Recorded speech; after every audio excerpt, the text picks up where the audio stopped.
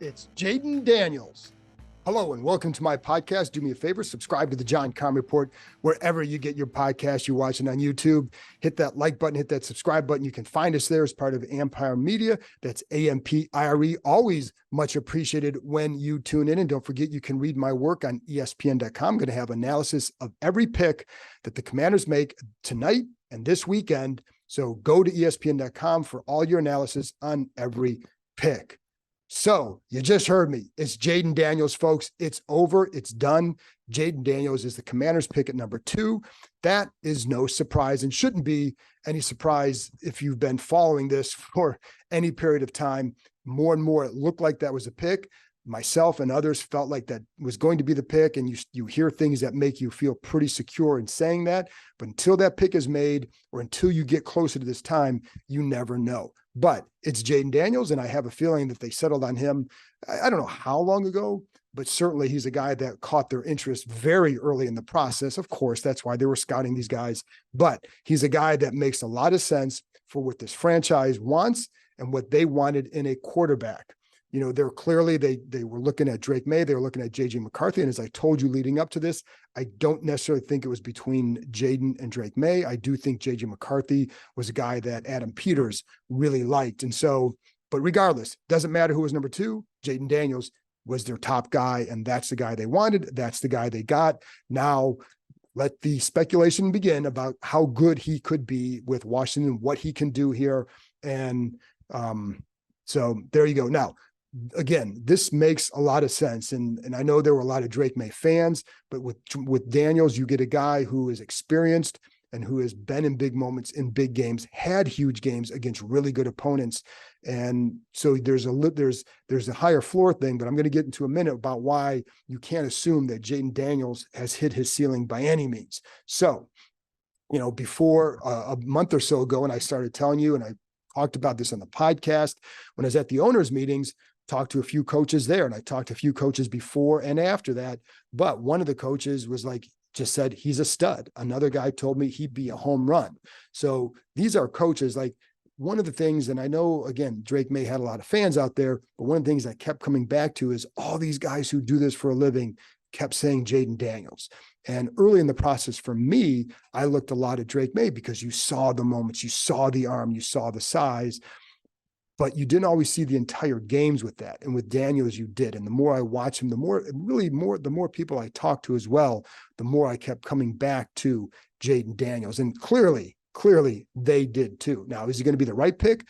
I don't know. They're still, the organization has to do their job as well. They have to surround him with the right people, get the right scheme, get the right play calling. There are ways they can help his development, his growth as a quarterback. We did not see that with Sam Howell. I felt like they failed him with, yes, they put him in there, but they threw the ball way too much. They put way too much of the burden on Sam Howell. And, you know, you didn't see the run game. Well, this group, they built up the defense, and I think you have a better defensive staff to handle that defense. And then the run game, that's also going to be a key here. And that's one way they can help Jaden Daniels grow and mature as a passer. So the other thing is he helps the run game because of his legs. And I think, you know, again, initially I liked Drake May. And then the more I watched Daniels, and because initially what I wondered with Daniels was he, you know, where's his progressions? How does he do this? Well, the more I watched him, the more you realize, and an NFC offensive coach told me the same thing. He's a passer who can run. You started to see it, like the more I watched him, the more you would see him going through his progressions. And one of the things Dan Quinn told me at the owners' meetings was that's one thing he liked. And you heard this on the podcast. I played that for you guys, where he said he liked how quickly Daniels went through his progressions.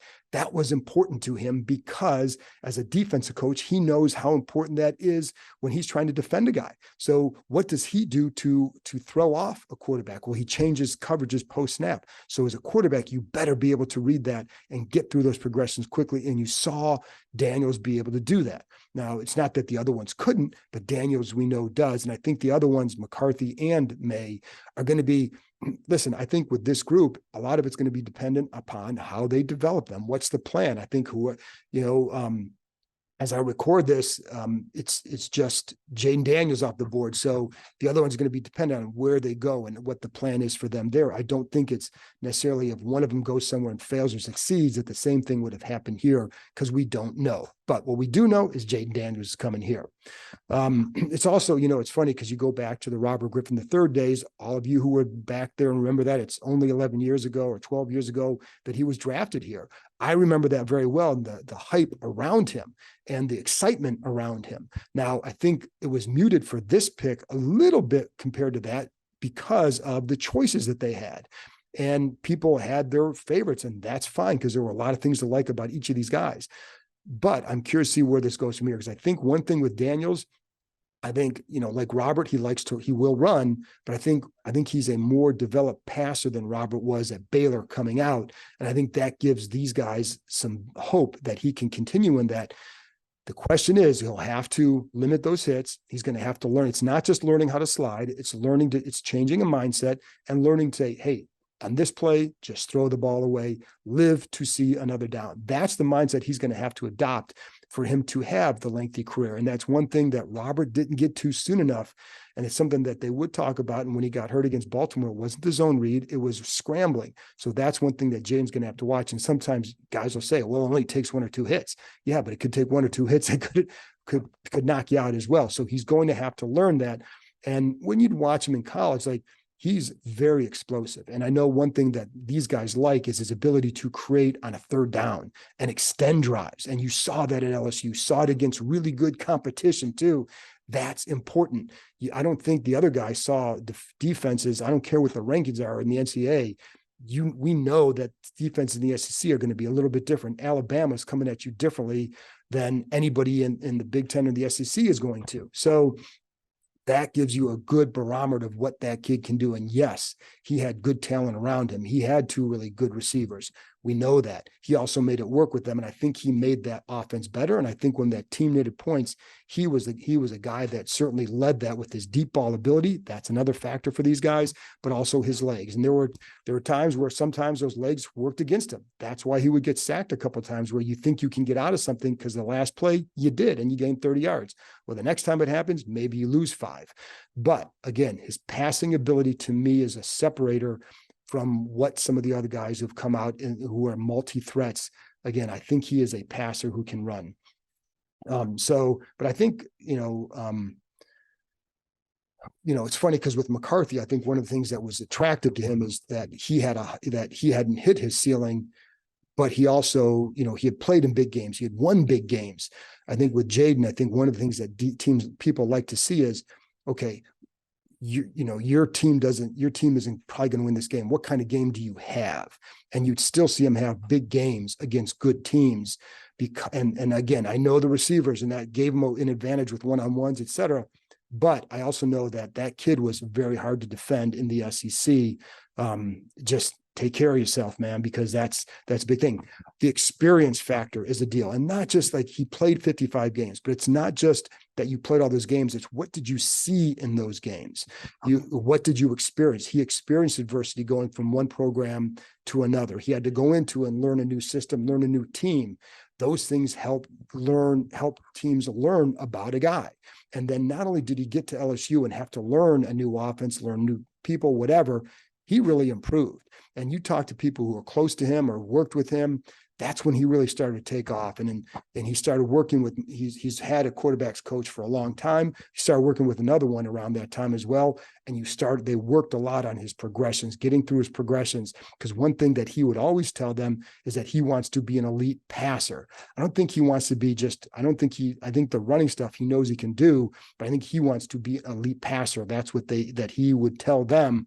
And so that's why he would work on all that stuff. His footwork is really, really good. He's been trained well in that regard, but that experience definitely helps. He's been through a lot of things that can measure how you are and how you handle things. And again, not that the others can't, but he's been through it. And so you get an idea. Again, the ceiling part is the hard thing here. And there was an assumption that he has hit his ceiling. And when you I think when you talk to some of the evaluators and all that, they don't agree that he's hit his ceiling or that he's still an ascending passer. Because you look at the progress he made over the last couple of years, it wasn't just over 5 years, because the coaching he received each year was different. But I think over the last couple of years, you really started to see that him ascend in that way. And then that's why I think they feel good about where he's going. And a lot of it comes back to his footwork. So when you watch him in the pocket, you watch him, watch the feet marry up with the eyes. That's a big key. And there were times in the past, like some of the guys they've had here in the past, did not always happen with that. Sam had to learn that. Carson Wentz didn't always do that. So, but with Jayden Daniels, that's been a strength of his game. And so, like when I've talked to people who are close to him, say LSU didn't always tap into some of that footwork. In other words, some of the drops that they would take. There's not just a 3, 5, 7-step drop. There's different kinds of 3 and 5 and 7-step drops. And that's why some of these people feel like he still hasn't hit that ceiling, because there's more he can do because of his footwork. Now we'll see.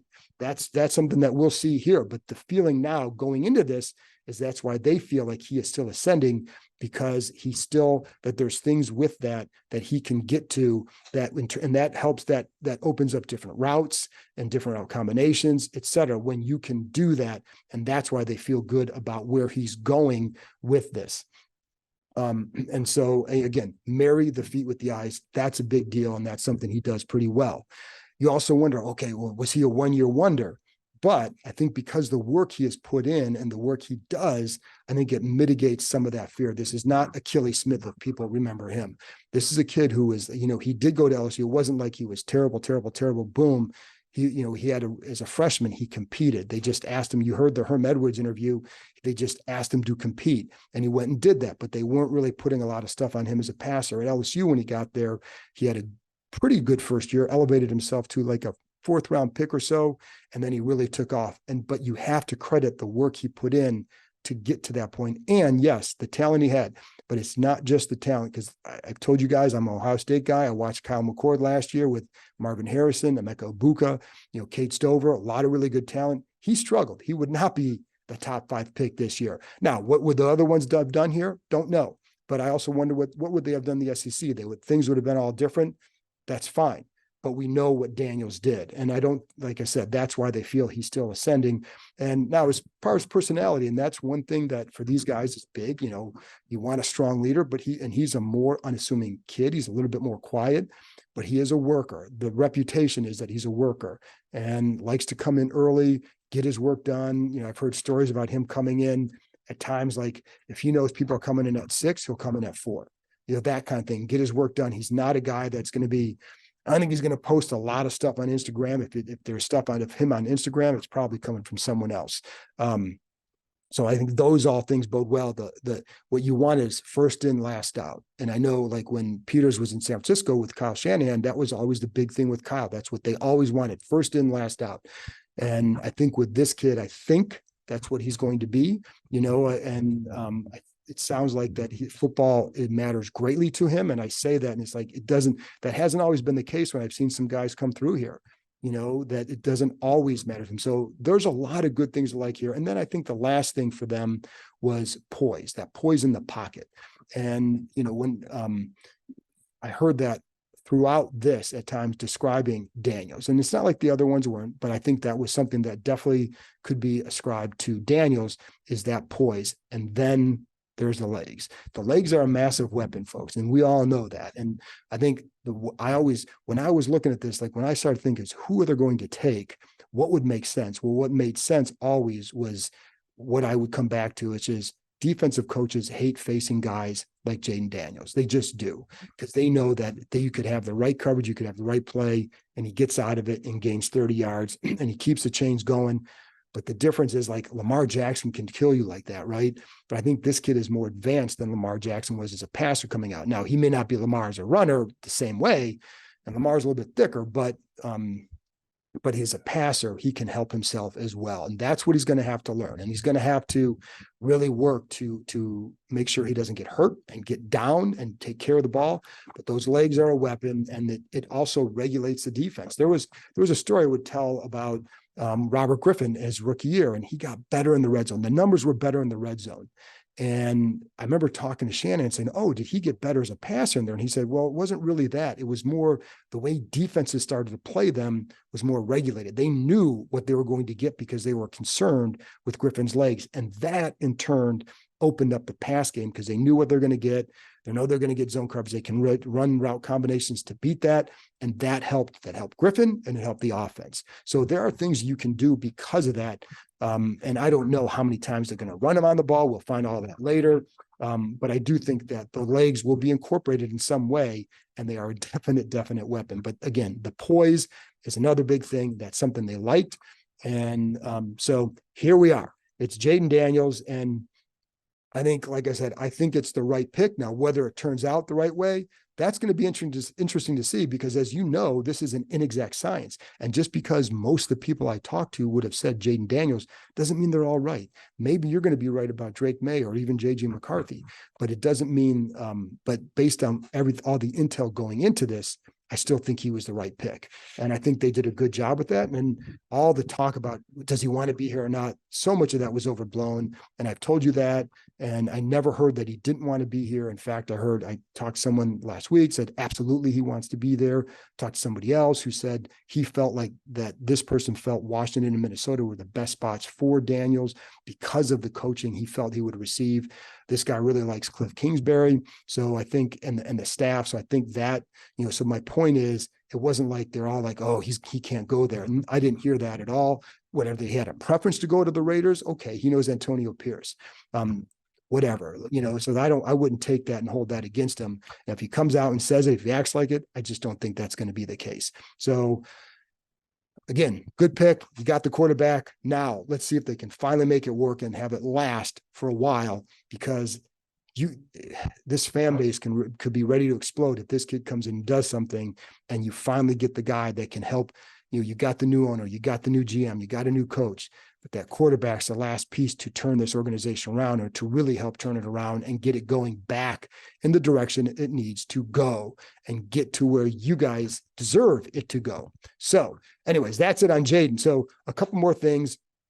If there's another, as we talk right now, they haven't traded back into the first round at this point. I don't know if they're going to.